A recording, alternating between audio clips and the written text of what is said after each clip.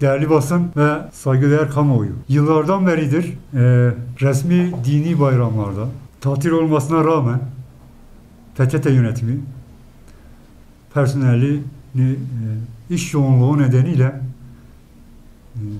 inisiyatif alarak çalıştırılıyor.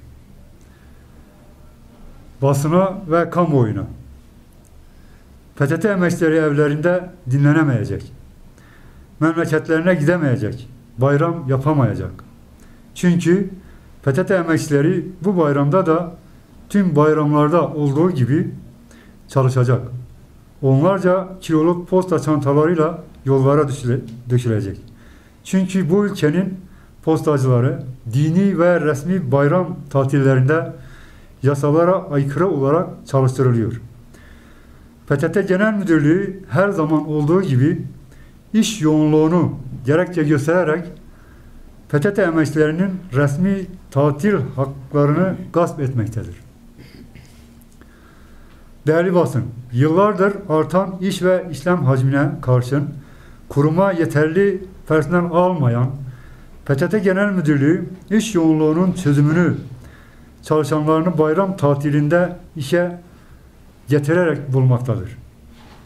Ulusal bayramlar ve genel tatiller hakkındaki 2429 sayılı yasanın 2. maddesine göre Kurban Bayramı Arife günü saat 13'te başlar ve 4,5 gündür.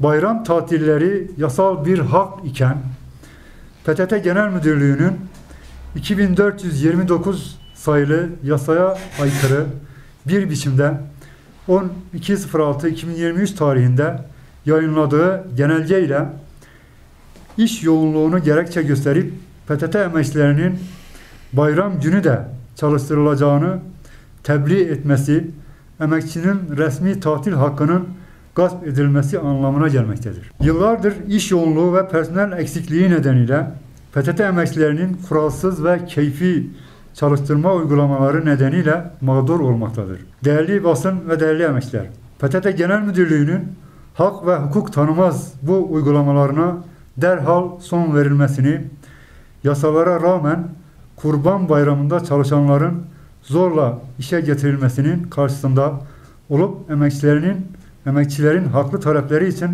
alanlarda olacak ve hukuki girişimlerde bulunacağız. Habersen 7 Nolu Şube Yönetim Kurulu.